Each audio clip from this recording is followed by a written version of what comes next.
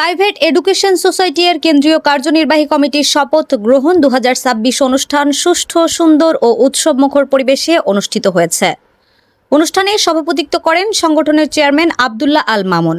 শপথ অনুষ্ঠানে আগামী 5 বছরের জন্য কেন্দ্রীয় কমিটির দায়িত্ব গ্রহণ করেন সংগঠনের chairman Abdullah Al Mamun, vice chairman Mohammad Maqbul Hossain, Yusuf Ali Rahmani, Faisal Mun ও এস.এম. ফজলে রাব্বি, মহাসচিব মুকিম বিল্লাহ, যুগ্ম মহাসচিব সেলিম মুশাররফ খান, শিক্ষা বিষয়ক সম্পাদক মঞ্জুর আহমদ, সমাজ কল্যাণ সম্পাদক আলহাজ মোহাম্মদ মাইনুদ্দিন এবং যুব ও ক্রীড়া বিষয়ক সম্পাদক মাকসুদুর রহমান।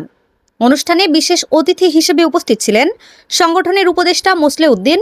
শপথ বাক্য পাঠ করেন প্রাইভেট এডুকেশন সোসাইটির উপদেষ্টা এবং চট্টগ্রাম সিটি কর্পোরেশনের 13 নং পাহাড়তলী ওয়ার্ডের সাবেক সফল কাউন্সিলর মাহফুজুল আলম।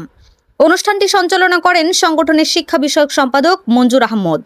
এছাড়াও বিভিন্ন শিক্ষা প্রতিষ্ঠানের প্রধান শিক্ষক, পরিচালক, শিক্ষাবিদ, শিক্ষা উদ্যোক্তা ও গণ্যমান্য ব্যক্তিবর্গ উপস্থিত ছিলেন।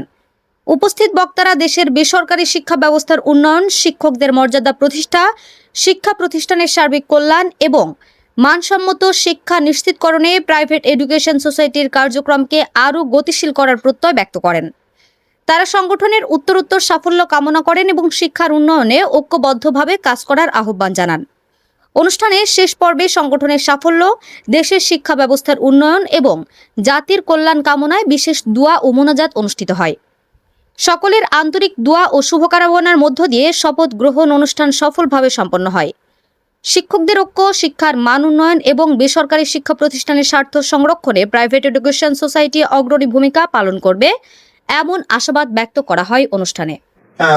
প্রাইভেট মাদ্রাসা স্কুলগুলোতে দিচ্ছে, কিন্ডারগার্টেনে দিচ্ছে, মাদ্রাসাগুলোতে দিচ্ছে। তো এইভাবে এর গুরুত্ব বিবেচনা করে আমাদের জনপ্রতিনিধি যারা আছেন তাদেরকে বিশেষভাবে অনুরোধ করবো এই দেশের শিক্ষার দিকে নজর দিন, শিক্ষা ব্যবস্থার দিকে নজর দিন। বেশি বেশি বিজ্ঞান মেলা হোক, বেশি বেশি গবেষণা হোক। আমাদের শিক্ষা প্রতিষ্ঠানগুলো পিছিয়ে থাকবে বিশ্বের তুলনায়, এটা জাতি হিসাবে আমাদের জন্য লজ্জাকর।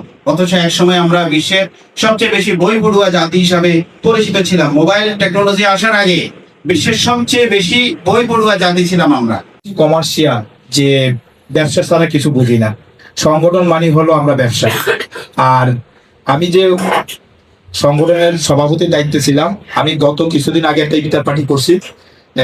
এই গ্যাসে রমজানের আগে রমজানে ইফতার পার্টি করতে গিয়ে আমাদের যে বর্তমানে সেক্রেটারি বা মহাসচিব মুকিম বিল্লাহ স্যারের সহযোগিতা আমরা এখানে করছি। HM Expert B500 CWR স্বাধীনতার সুবর্ণ জয়ন্তীতে নতুন বাংলাদেশ গড়ার প্রত্যয়। HM Steel।